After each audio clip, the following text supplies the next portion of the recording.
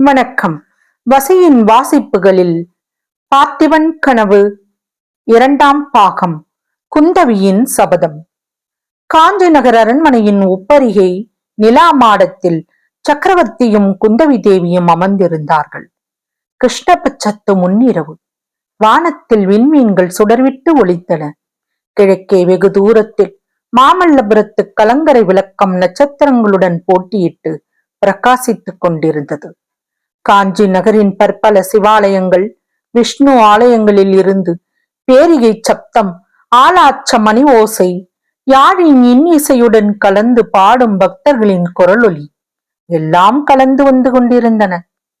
அரண்மனை பூந்தோட்டத்தில் இருந்து செண்பகம், பன்னீர், பாரிஜாதம் ஆகிய மலர்களின் சுகந்தம் குளிர்காற்றுடன் கலந்து லேசாக வந்து கொண்டிருந்தது.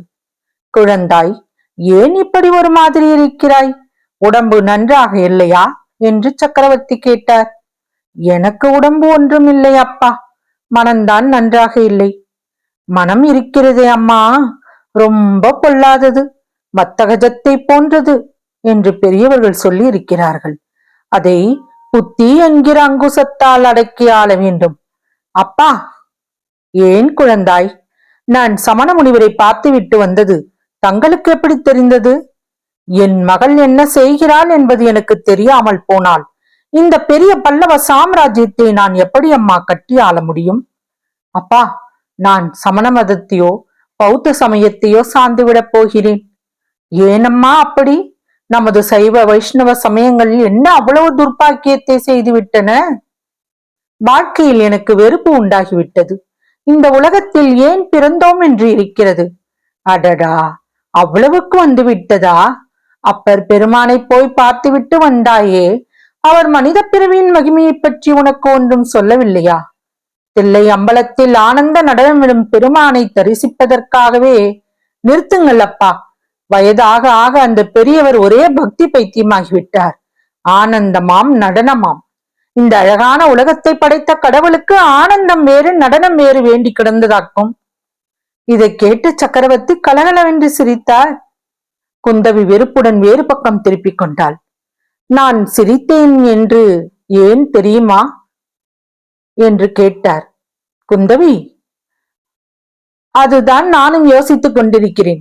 தங்களுக்கு ஒருவேளை பைத்தியம் கீத்தியம்? இல்லை குழந்தாய், இல்லை. பைத்தியம் எனக்கு பிடிக்கவில்லை. நான் சிரித்த காரணம் வேறு. உன் மாதிரியே எனக்கும் ஒரு காலத்தில் இந்த உலகம் பிடிக்காமல் இருந்தது.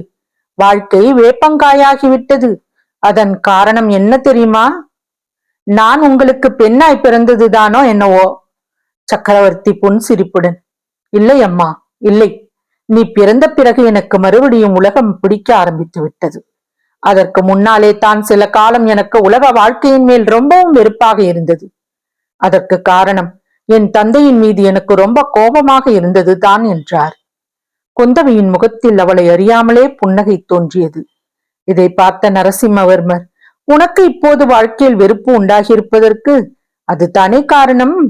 என் மேல் உனக்கு இப்போது சொல்ல முடியாத கோபம் இல்லையா என்றார். குந்தவி கண்களில் துளித்த நீர்த்துளிகளை துடைத்துக் கொண்டாள். தலை குனிந்தபடி, அப்பா, உங்கள் பேரில் எனக்கு என்ன கோபம்?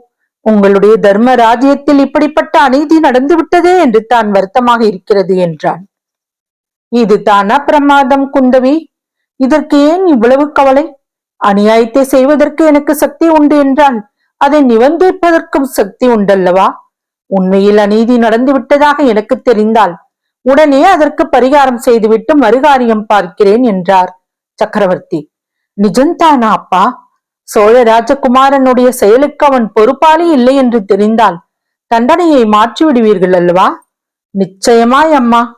அப்போது குந்தவி தன் மனதிற்குள் அந்த வேஷதாரி சிவனடியாரை கண்டுபிடித்து அவருடைய தாடியை பிடித்து இழுத்து கொண்டு வந்து சக்கரவர்த்தியின் முன்னிலையில் நிறுத்தாவிட்டால் என் பெயர் குந்தவி அல்ல என்று சபதம் செய்து கொண்டாள். குந்தவி, என்ன யோசனையில் ஆழ்ந்து விட்டாய்? இன்னும் 2 நாளில் நான் உறையூருக்கு போகப் போகிறேன். நீயும் வருவாய் அல்லவா என்று சக்கரவர்த்தி கேட்டார். வருகிறேன் அப்பா. அங்கே எனக்கும் ஒரு காரியம் இருக்கிறது. அதற்கு நீங்கள் குறுக்கே ஒன்றும் சொல்லக்கூடாது. என்ன காரியம் என்று எனக்கு சொல்லலாமோ? அதுவும் ரகசியமோ?